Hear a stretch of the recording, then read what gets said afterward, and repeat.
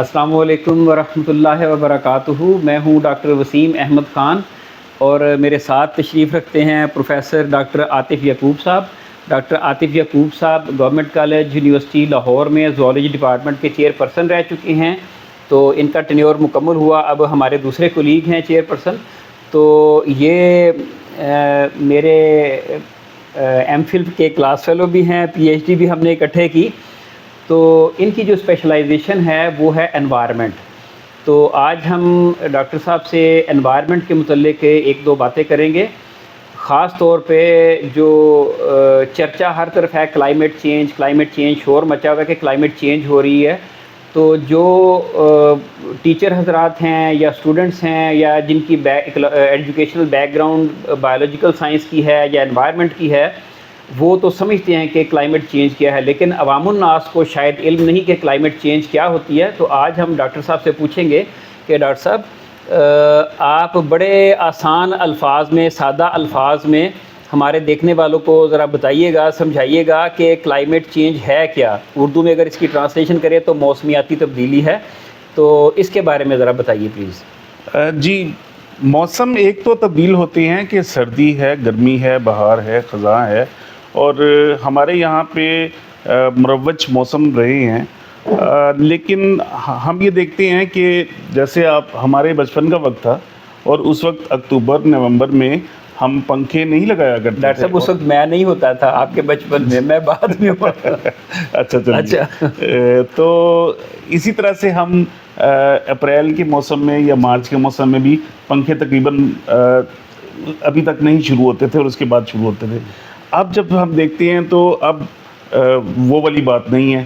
تو یہ تو ایک عام ہمارا مشاہدہ ہے, لیکن اس کے علاوہ بہت ساری ایسی چیزیں ہیں جو اسٹیبلش کر چکی ہیں کہ اب ہمارے موسم ویسے نہیں رہے جیسے تھے. بہت زیادہ تبدیلی آ چکی ہے. ہمارے ارد گرد ہوا یہ ویسے ہی نہیں ہے جیسی تھی.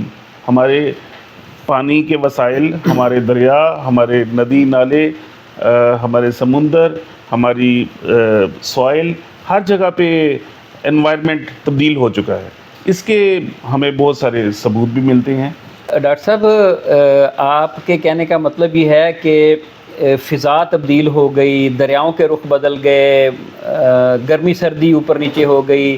جو ہم روٹین میں دیکھا کرتے تھے کہ ان دنوں میں مونسون ہوگی, ان دنوں میں سردی میں جو شبنم ہے گھاس کے اوپر جم جائے گی, ان دنوں میں رضائیاں نکلیں گی, ان دنوں میں یہ پتے گریں گے. تو اب وہ روٹین نہیں رہی, ساری آگے پیچھے ہو گئی ہیں چیزیں. جی, تقریباً آگے پیچھے ہو گئی. تو اس کو ہم کہہ سکتے ہیں کہ یہ ہے کلائمیٹ چینج, یہ ہے موسمیاتی تبدیلی.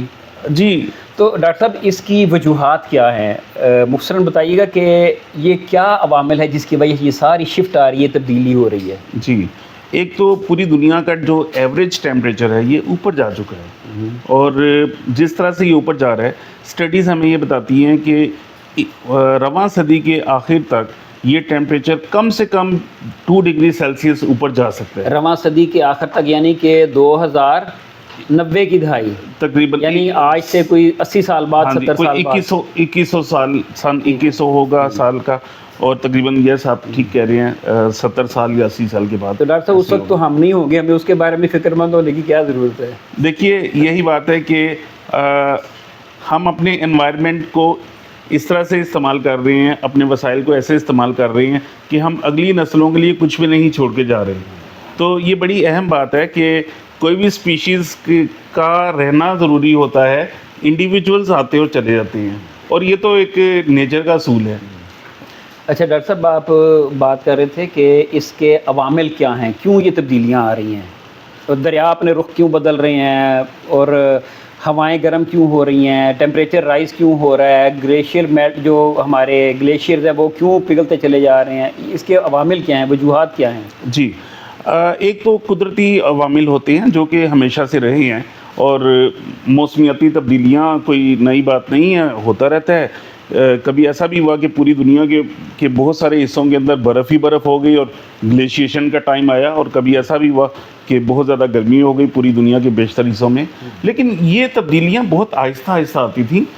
اب ہم جو ایکسپیرینس کر رہے ہیں وہ بہت تیزی کے ساتھ کر رہے ہیں. مطلب with in a generation time آپ دیکھیے کہ ٹیمپریچر رائز ہو رہا ہے, اور یہ اس کے اندر جب ہم نے اسٹڈی کیا، سائنٹسٹ نے اسٹڈی کیا، تو سائنسدان یہی اخذ کر پائے کہ سب سے زیادہ اس میں مداخلت انسانوں کی اپنی ایکٹیویٹیز کی ہیں، جو ہم ایکٹیویٹیز پرفارم کر رہے ہیں، ہمارا لائف سٹائل ہے. ہاں، یعنی کہ اگر قدرتی طور پر یہ تبدیلی ہو تو بہت سلو ہوتی ہے، قدرت اپنے آپ کو ایڈجسٹ کیے ہوئے ہوتی ہے. جی. تو انسان کو جب ٹولز ملے ہیں، نئے نئے ٹول ایجاد ہوئے ہیں، انہوں نے نئے نئے طریقے اختیار کر لیے ہیں، تو اس کے نتیجے میں، ان کے استعمال کے نتیجے میں یہ پروسیس جو ہے موسمیاتی تبدیلی کا بہت سپیڈ اپ ہو گیا. اگر سپوز 5 کلومیٹر کی رفتار سے چل رہا تھا تو یہاں 50 کلومیٹر اس دور میں آ کے سپیڈ ہو گئی، یعنی کہ بہت زیادہ تیزی کے ساتھ یہ چینجز آنا شروع ہو گئی ہیں. جی جی جی.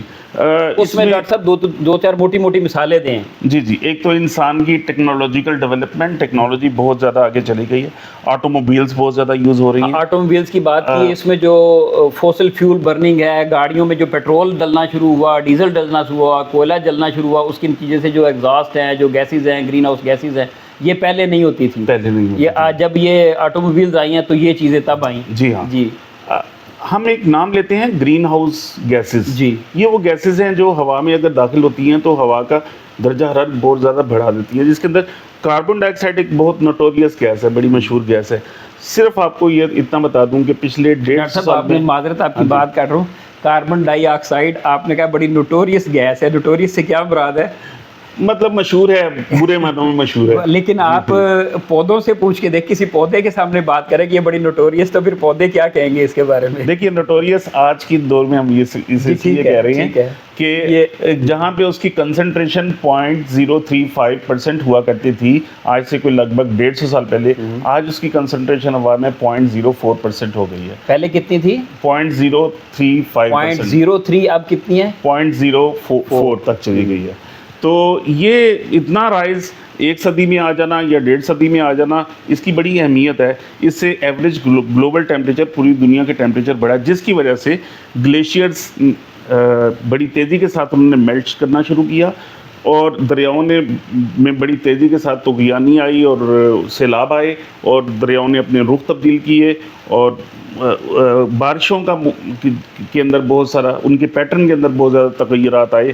اور اس کے علاوہ ایک تو یہ کاربن ڈائی آکسائڈ گیس ہے، اس کے علاوہ بہت سارے ایسے سنتھیٹک کمپاؤنڈز ہیں، کیمیکلز ہیں، جو ہم لوگوں نے ایڈ کر دیے ہیں ہوا میں، فضا میں، ہوا میں، پانی میں، سوائل میں. ٹھیک ہے. مطلب ہم نے ایئر پولوشن، انسان نے بہت اس میں کنٹریبیوٹ کیا ہے، ہوا کو ہم نے آلودہ کر دیا. ڈاکٹر صاحب، ہم یہ کہہ سکتے ہیں کہ جو ہم ڈیمز بناتے ہیں، بڑے بڑے ڈیم بنا کے ہم ایگریکلچر پرپسز کے لیے یا پاور جنریشن یا بجلی پیدا کرنے کے لیے ہم اس پانی کو یوٹیلائز کرتے ہیں، استعمال کرتے ہیں، تو جس جگہ پہ دریا کے اوپر ہم بند بنا دیتے ہیں، وہاں سے پانی ڈائیورٹ کر دیتے ہیں، تو دریا جہاں قدرتی اپنے راستے میں بہہ رہا تھا، وہاں پہ تو آگے خشکی ہو گئی نا، پانی اتنا نہیں گیا.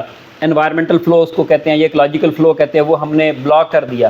تو کیا وہ اس نے بھی کنٹریبیوٹ کیا ہے واٹر پولوشن میں، یا آپ کے اس میں موسمیاتی تبدیلی میں، کہ یعنی کہ پانی ہم نے روک لیے مختلف جگہوں پہ، آگے ہم نے نہیں جانے دیے؟ دیکھیے یہ تو ایک آپ نے جو یا دوسرے اپنے جنگلات ہم نے کاٹے ہیں، جی، اتنی کٹائی ہو رہی ہے، اس کا کیا امپیکٹ آ رہا ہے؟ جی جی، اس کا بہت زیادہ امپیکٹ ہے. یہ ڈائریکٹلی کنیکٹڈ ہے ہمارے آج کے اس ایشو کے ساتھ، کیونکہ جنگلات میں پودے جو ہیں وہ کاربن ڈائی آکسائڈ کو اپٹیک کرتے ہیں اور اس کو ایک ایسی فارم میں کنورٹ کر دیتے ہیں جو کہ اچھی فارم ہے. اور درختوں کے کاٹنے کی وجہ سے بھی وہ کاربن ڈائی آکسائڈ ریموو نہیں ہو پا رہی.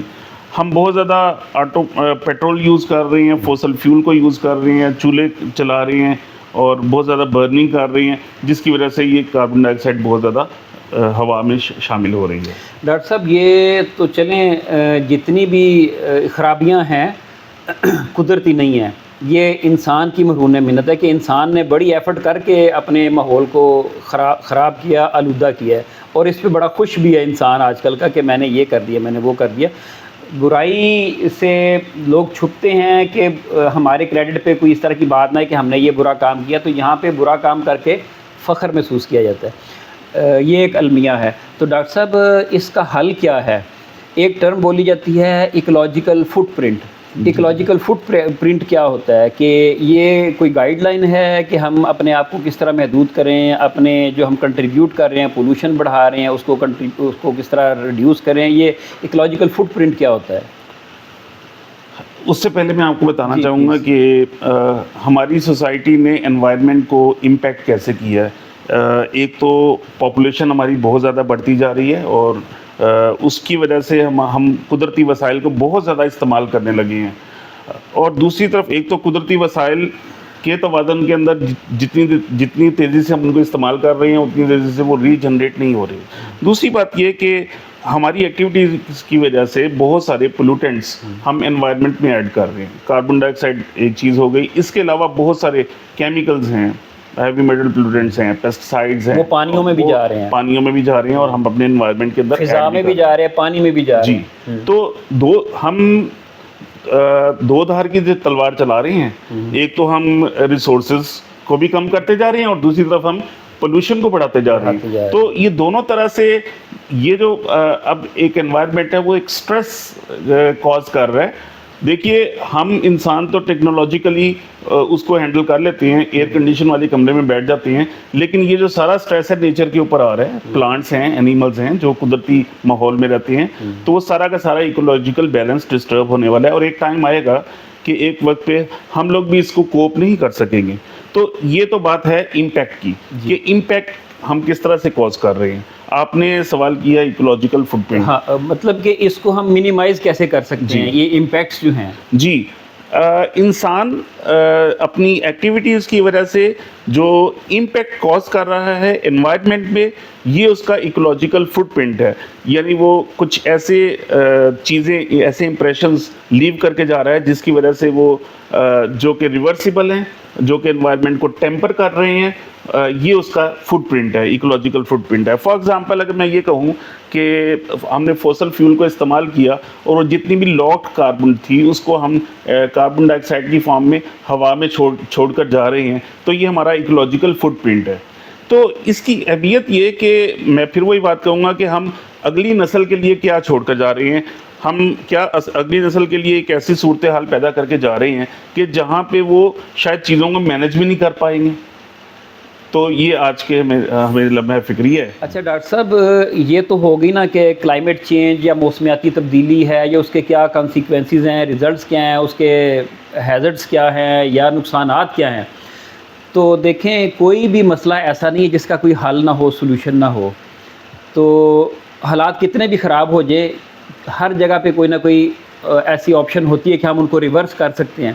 تو اس کیس میں کلائمیٹک چینج میں یا موسمیاتی تبدیلی میں, یا جو ہم نے پولیوٹ کر لی اپنی واٹر باڈیز, اپنی فضا اور ہر چیز, یا ہم نے جنگلات اتنے کاٹ دیے ہیں, تو اس کا حل کیا, ہم کس طرح ان کو ریورس کر سکتے ہیں تاکہ آنے والے دنوں میں یہ جو ہم نے ایک گراف ایسے اوپر لے کے گئے نا ایکسپلائٹیشن کا, اس کو ہم نیچے لے کے آئیں, جو ہمارے سے پہلے روٹین میں چل رہی تھا, نیچرل پروسیس تھا, اس کے قریب لانے میں یا ان چیزوں کو کم کرنے میں آپ کیا تجاویز دیتے ہیں؟ جی, آپ نے سب سے اچھا سوال کیا. یہی آج کے دور کا برننگ ایشو ہے کہ ہم کیا کر سکتے ہیں. اصل میں تو ہم ہی کر سکتے ہیں, ہم ہی نے یہ پرابلم کوز کی ہے, اور یہ ذمہ داری ہم ہی پہ عائد ہوتی ہے, چونکہ امپاورڈ بھی ہم ہیں, ٹیکنالوجیکلی انٹیلیجنٹ بھی ہم ہی ہیں, اور ہم اس کو کر سکتے ہیں. دیکھیے ایک ٹرم ہم یہاں پہ استعمال کرتے ہیں سسٹینیبلٹی کی. تو سسٹینیبل یوز آف ریسورسز, ہمیں اس اپروچ کو اپنانا ہوگا. سسٹینیبل کا مطلب یہ ہوا کہ ہم وسائل کو استعمال کریں, طریقے سے استعمال کریں, بچا کر استعمال کریں, کنزرویشن کریں ان کی, اور جو اگر کوئی چیز خراب ہو گئی تو اس کی ریسٹوریشن کی طرف ہم جائیں, اس کو دوبارہ سے ٹھیک کرنے کی کوشش کریں. جو چیزیں ری یوز کر سکتے ہیں ان کو ری یوز کریں, جو چیزیں ری سائیکل کر سکتے ہیں ان کو ری سائیکل کریں. تو پہلے تو ہم وسائل کے اعتبار سے بڑا ہمیں کنزرویشنسٹ ہونا چاہیے, ہمیں اس میں سسٹینیبل یوز کی طرف آنا چاہیے. اگر میں اس میں ایک بات ایڈ کروں, ہے تو ایک لطیفہ چھوٹا سا, کہ جیسے ایک بندے کی مرغی کا واقعہ ہے کہ وہ سونے کا انڈا دیتی تھی, تو روزانہ ایک انڈا دیتی تھی, روزانہ لیتا تھا, انجوائے کرتا تھا, لیکن اس نے خواہش کا اظہار کیا کہ میں ایک ہی دفعہ سارے انڈے نکالوں, تو اس نے ذبح کیا تو کچھ بھی اس کے ہاتھ میں نہیں رہا. سسٹینیبلی یا سسٹینیبل یوٹیلائزیشن ہے کہ آپ آہستہ آہستہ استعمال کریں کہ اس کو ریپلینش ہونے کا موقع بھی دیں. اگر آپ نے 100 درخت لگائے ہیں, آپ نے 10 کاٹ لیے ہیں تو ان کی جگہ پہ 10 اور لگا دیں, پھر اگلے دن 10 کاٹ لیے, پھر 10 اور لگا دیں, کٹائی کریں, ساتھ لگاتے چلے. جب آخری کھیپ آپ اتاریں گے تو اس کے ساتھ پہلی دوبارہ سے گرو ہو چکی ہوگی. جی بالکل, جی بالکل ٹھیک کہا آپ نے. دیکھیے انفرادی سطح پر, اجتماعی سطح پر, حکومتی سطح پر, تمام سطحوں پر ہمیں ایک کوآرڈینیشن کو, اویئرنیس کو اسٹیبلش کرنا ہے. لوگوں کو یہ بتانا ہے کہ سبھی لوگ اس میں حصہ لیں, گورنمنٹس لوگوں کی ہیلپ کریں اور لوگ گورنمنٹ کے ساتھ کوآپریٹ کریں. اور یہ تبھی ممکن ہو پائے گا کہ سب لوگوں میں احساس ذمہ داری ہو, اویئرنیس ہو. تو اس اویئرنیس کے میسج کو ہمیں دور دور تک پھیلانا ہے کہ اس وقت ہمارا سب سے بڑا مسئلہ ہمارا انوائرمنٹ ہے. اگر یہ ہماری سراؤنڈنگ ٹھیک نہیں رہیں گی تو ہم سروائیو نہیں کر پائیں گے. تو آپ نے ایک بات کہی ہے کہ ہم ریسورسز کا استعمال کریں گے بڑے طریقے سے, سسٹینیبل طریقے سے. دوسری بات یہ کہ ہم اپنی لیونگ کو, اپنی ٹیکنالوجی کو امپروو اس طرح سے کرنے کی کوشش کریں گے کہ پولوشن کم سے کم کاز کر سکیں. ہم اپنی ٹیکنالوجی کی ایفیشنسی بڑھائیں گے. آپ انسٹیڈ کہ آپ کی گاڑی اگر 1 لیٹر میں 10 کلومیٹر طے کرتی ہے تو آپ ایک ایسی گاڑی بنائیے کہ وہ 50 کلومیٹرز کر سکے. ہم سبسٹیٹیوشن کی طرف جائیں گے. آپ انسٹیڈ کہ آپ فوسل فیول کے اوپر ریلائی کر رہے ہیں, آپ سولر انرجی یا ونڈ انرجی کی طرف جائیں جو کہ کلین انرجی ہے, تو کلین انرجی کی طرف جائیں گے آپ. اور اسی طرح سے جہاں پہ جو انوائرمنٹ کے اندر ہم کر چکے ہیں پولوٹنٹس کو, ان کو ہم ریسٹوریشن کی طرف جائیں گے. تو اس طرح کی اسٹریٹجیز اپنا کر ہم یقیناً ٹھیک کر سکتے ہیں. اچھا ڈاکٹر صاحب, اس طرح کی باتیں تو ہر فورم پہ ہوتی ہیں کہ ہم یہ کریں گے, ہم وہ کریں گے, سرکاری سطح پہ بھی, غیر سرکاری سطح پہ بھی یہ ساری باتیں ہوتی ہیں, ساری تجاویز ہوتی ہیں, یہ بڑی دفعہ لوگوں نے سنی ہے. لیکن بات یہ ہے کہ بارش کا پہلا قطرہ کون بنے, کون یہ انیشیٹ کرے. میرا مطلب ہے کہ کیا ایسا مناسب نہ ہوگا کہ میں ذاتی طور پہ انڈیویجول کیپیسٹی میں کام کا آغاز کر دوں. آپ اپنی ذاتی حیثیت میں جو آپ کی رسپانسبلٹی, آپ کام کا آغاز کر دیں, ایک سے دوسرا, دوسرے سے تیسرا, اس طرح جیسے چراغ سے دوسرا چراغ سے چلتا. ہم اگر انتظار میں بیٹھے رہیں کہ فلاں حکومت کی طرف سے ایک پروجیکٹ آئے گا, ہم اس طرح کریں گے, فلاں ادارے کی طرف سے یہ اس طرح آئے, انیشیٹو لیا جائے, تو یہ تو بڑے لمبے پلانز ہیں. آپ کیا اس سے ایگری کرتے ہیں کہ ہمیں انڈیویجول؟ G please. بالکل, بہت اچھی بات کہی ہے آپ نے. میرے خیال سے ڈاکٹر صاحب اگر آپ یہ تہیہ کریں کہ ایک ہفتے میں مجھے ایک درخت کو پلانٹ کرنا ہے جی ایوری سنڈے, تو یہ کوئی بڑا کام نہیں ہے, یہ میں بھی اپنے طور سے کر سکتا ہوں.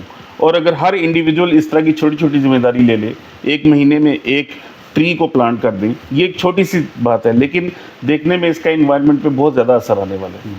پھر ہم تھوڑا سا احساس ذمہ داری یہ لے لیں کہ جب ہم باتھ روم میں استعمال کر رہے ہیں پانی کو, تو وہ صاف پانی ہمیں مہیا کیا جا رہا ہے حکومت کی طرف سے یا اداروں کی طرف سے, تو اس کو ہم کیا ضائع کر رہے ہیں, یا ہم اس وقت ٹیپ کو کھول رہے ہیں جس وقت اس کی ضرورت ہے, یا ٹیپ کو کھلا رکھا ہوا ہے. تو یہ چھوٹی چھوٹی باتیں ہیں, چھوٹے چھوٹے سٹیپس ہیں. ہم انڈیویجول سطح کے اوپر ہم اپنے بچوں کو بتا سکتے ہیں, یہ باتیں ہم نصاب میں شامل کر سکتے ہیں, اور اسکول کے ٹیچرز کو بچوں کو ان باتوں کے بارے میں ٹرین کرنا چاہیے. اور اب نئے نصاب کے اندر یہ چیزیں شامل کی جا رہی ہیں. مطلب یہ ہے ڈاکٹر صاحب کہ کنزرویشن جو ہے نا ہر معاملے میں اس کو اہمیت دی جانی چاہیے. جی آپ نے جو بات کی ہے کہ اگر واش روم کے اندر ہم برش کر رہے ہیں اور نل کھلا ہوا ہے, سنک میں پانی بہہ رہا ہے, ہم برش کر رہے ہیں, ہم شیو کر رہے ہیں تو پانی بہہ رہا ہے, اس طرح نہیں ایٹیٹیوڈ ہونا چاہیے. میں ڈاکٹر صاحب ایک حدیث رسول پاک صلی اللہ علیہ وسلم کی حدیث ہے, اس کا مفہوم کچھ اس طرح ہے کہ اگر آپ کے گھر کے پاس سے نہر بھی گزر رہی ہے تب بھی آپ چند چلو سے زیادہ پانی وضو کرنے میں استعمال نہ کریں. یعنی کہ کنزرویشن کا سبق یا درس ہمیں اس وقت سے دیا ہوا ہے کہ وسائل کا بڑا وائز یوٹیلائزیشن ہونا چاہیے, سمجھ کے اس کی ضیاع نہیں ہونا چاہیے نیچرل ریسورسز کا. تو ڈاکٹر صاحب آپ کا بہت بہت شکریہ, جزاک اللہ. اسی امید کے ساتھ کہ شاید کہ تیرے دل میں اتر جائے میری بات, شاید کوئی اس کو دیکھنے والے اچھا تاثر لیں اور اپنے اپنے حصے کا ایک پودا ضرور لگا دیں.